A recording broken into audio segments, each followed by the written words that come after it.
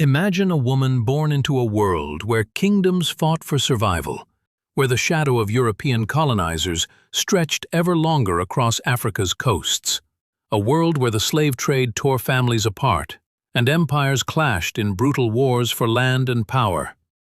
Into this storm stepped Nzinga Mbande, a queen unlike any other. Fierce, cunning, and unyielding, Nzinga didn't just survive, she fought back.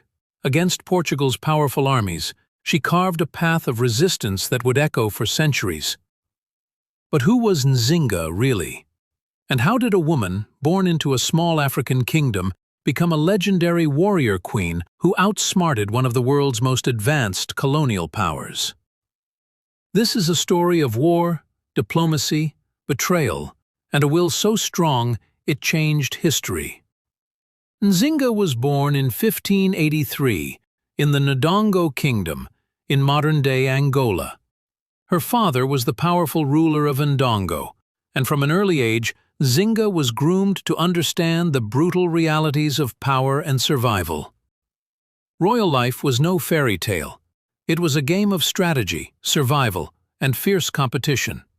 Nzinga learned to speak several languages, including Portuguese, which would later become a key tool in her resistance.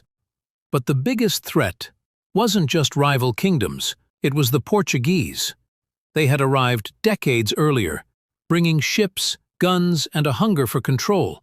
By the late 1500s, the Portuguese were building forts, capturing Africans, and forcing many into slavery. The Atlantic slave trade was tearing apart the fabric of African societies.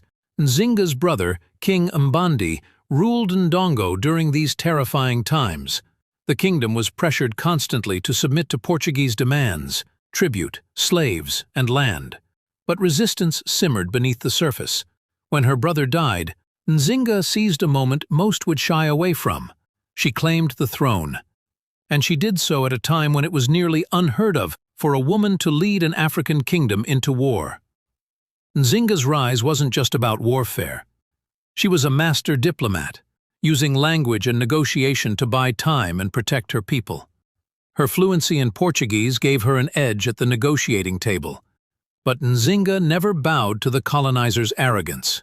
In 1622, at a peace negotiation, Nzinga faced a moment that would become legendary. The Portuguese governor offered her a chair, a symbol of respect, but also one that placed her beneath him. Nzinga shocked everyone by having one of her servants kneel, and she sat on his back, showing the governor that she would never be subservient.